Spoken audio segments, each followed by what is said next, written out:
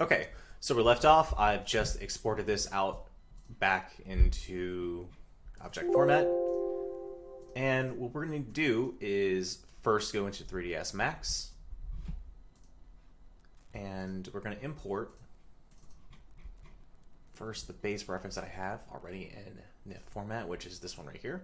You don't have to name it Mr. X No Fedora. This is just a placeholder that I have for myself because I am supremely forgetful. And as you can tell, the game, or 3ds has picked up what game we're working on, which is going to be Fallout 4. And you can use these settings. I'm not sure if they're going to be totally accurate or necessary, but these are the ones that I use.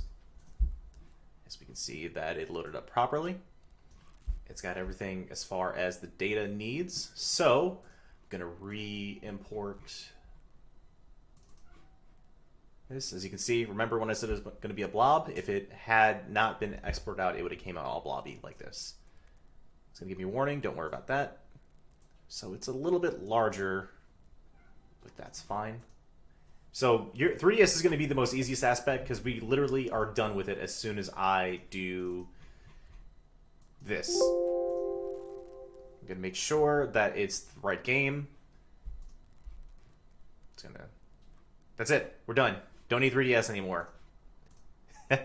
If only it was always that easy with everything else. But as you can see here, the new stuff with the gray textures are, or white I should say, are properly done because it's registering that it is in the game files. Or rather, it is in a proper format that Nifskope can pick it up. So first things first, I'm going to get rid of a few things.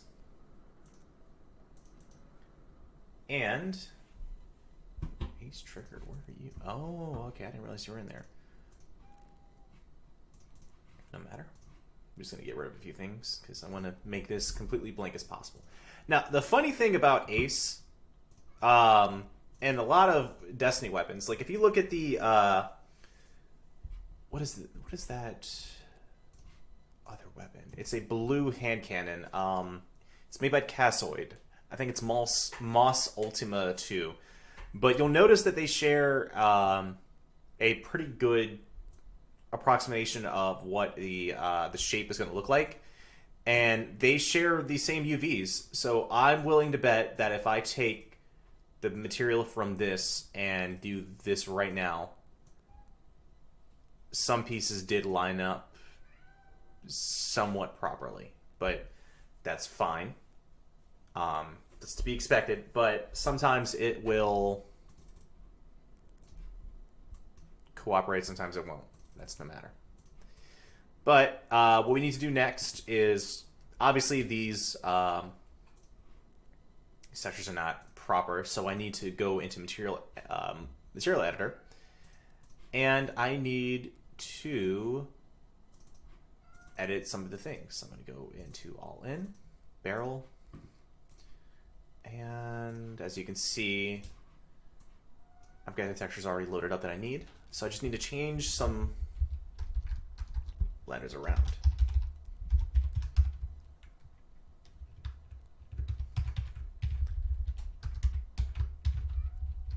I'm going to put actually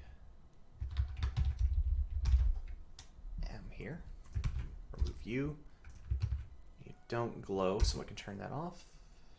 We're going to turn off glow map. And that should be it. Now you can tinker with a whole bunch of other things. I could bake out the specular if I wanted to. I don't necessarily need to.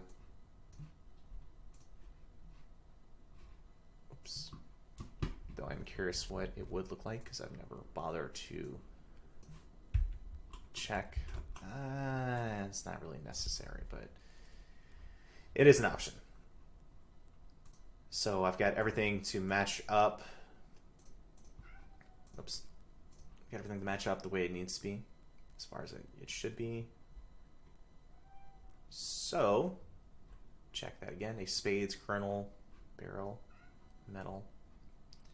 I'm going to save as. I'm going to create a new folder.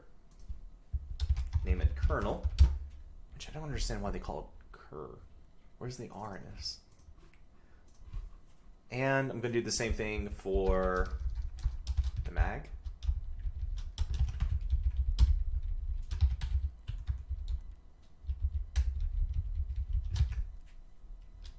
Got to make sure when you're doing these things that you don't do what I just did, which is erase this little thingamajigger here.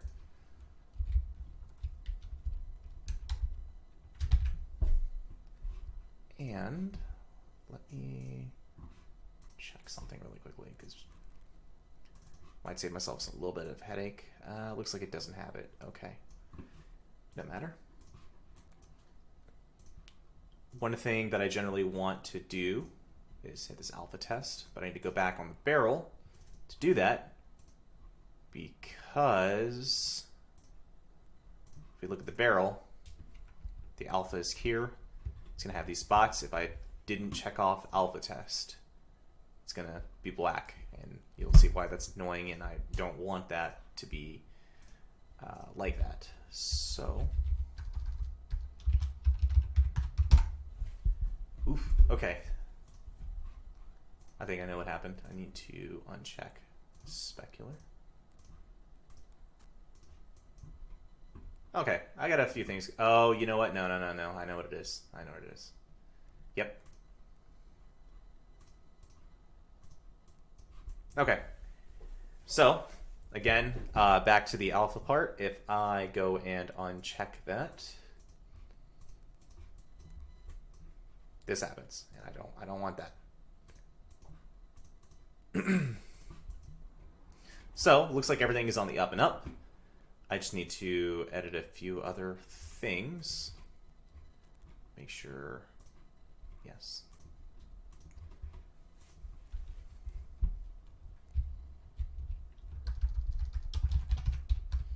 Now again, you want to make sure that the names match up as much as possible. Yes. And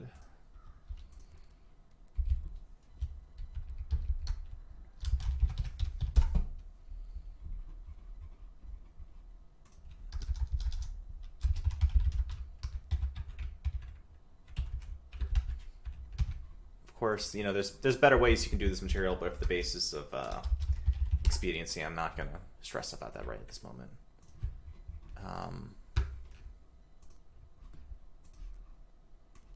Just get in and get out.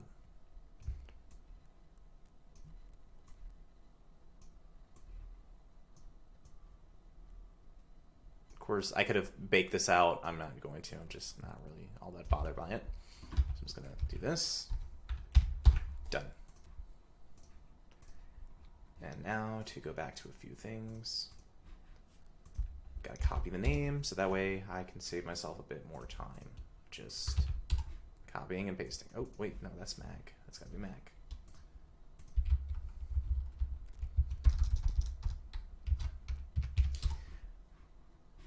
Did I not? Okay.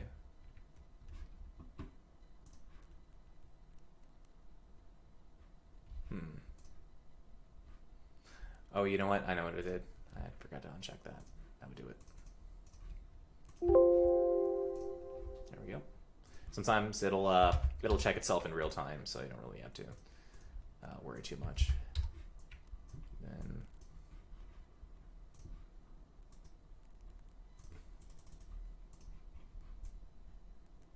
it looks like it's pretty much resolved itself.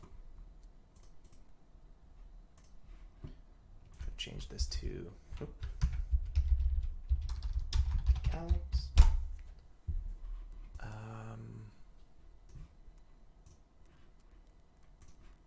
Weird, but okay. Maybe.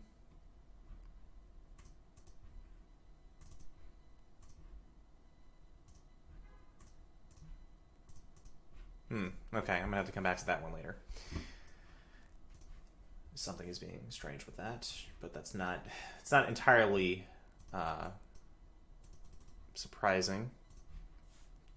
Some things just don't want to cooperate. Oh, right.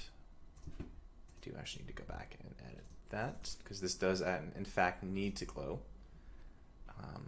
Mittens, we're going to give it a little bit of a... let's give it a little bit of like a teal. Give it a 1 and a glow map.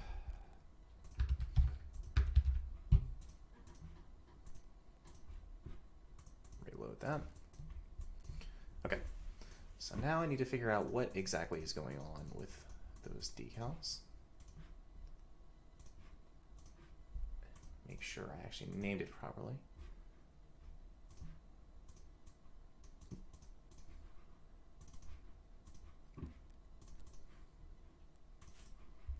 So sometimes if you think it's not, you may have screwed up, it's just better to just click this little dot right here.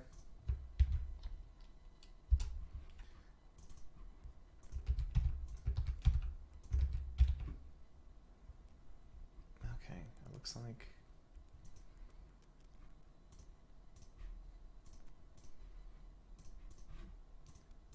But it could also just be misbehaving for the sake of misbehaving, which it seems like it's doing, so I'm not going to stress about that. So I've got everything textured. I've got everything applied as far as it needs to go. So what's next? First, we need to examine a few things. So, oh, I screwed up. I forgot to separate this. All right. We'll come back to that later. It's not a big deal. But we have the base hand cannon here. And when we crack open Nifskope, you'll see a bunch of nodes right here. So this is going to tell me this is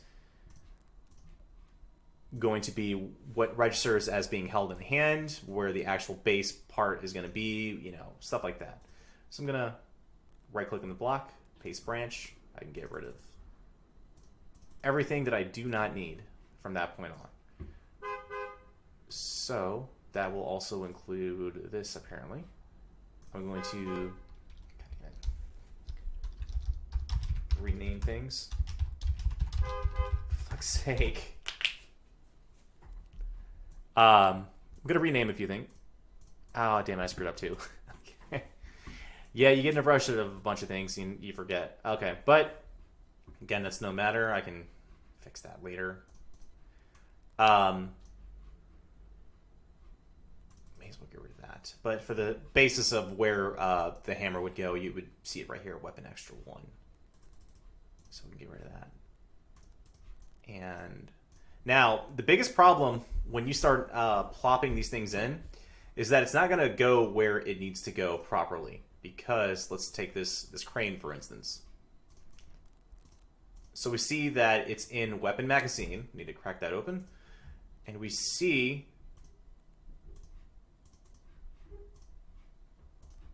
that it's right here. But if I plop it right in the weapon magazine, it's not where it's supposed to be. So how do we fix that? You right-click on the base part that you know is accurate. You're going to right-click it, go transform, edit. As you can see, I've got some numbers right off the bat. So I'm going to copy a bunch of these numbers. And in theory, it should be accurate, which it is. Now, part of the problem with a lot of mods is figuring out what goes where, experimenting. It can get a little bit tiresome. So thankfully, I've got these numbers figured down to a science. And you just have to make sure they're in the right 9 nodes. You just copy the numbers. It's relatively painless from that standpoint on. And you just rinse and repeat till you're done.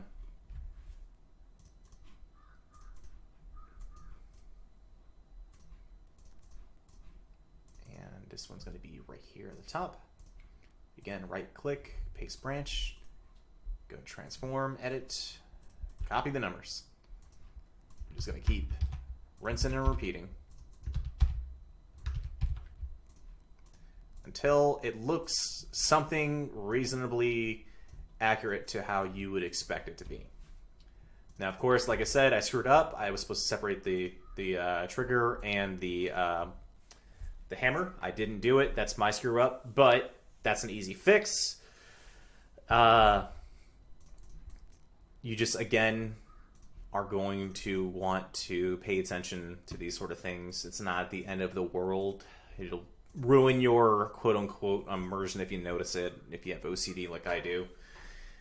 I don't particularly care enough to go back and restart the whole process and do it all over again for the tutorial, but just make sure that you're aware of these things. And for the basis of it, again, where it would need to be, it's going to be right here. Numbers are going to be as follows. So 2 on the y-axis and -1 on the z-axis. So we are done. This is actually ready to be plugged into the creation kit, which is going to be fun because that is by far the most annoying aspect of this modding process. You are not going to have fun with that because it is a time-consuming endeavor, I should say. So we will cover that in the next video.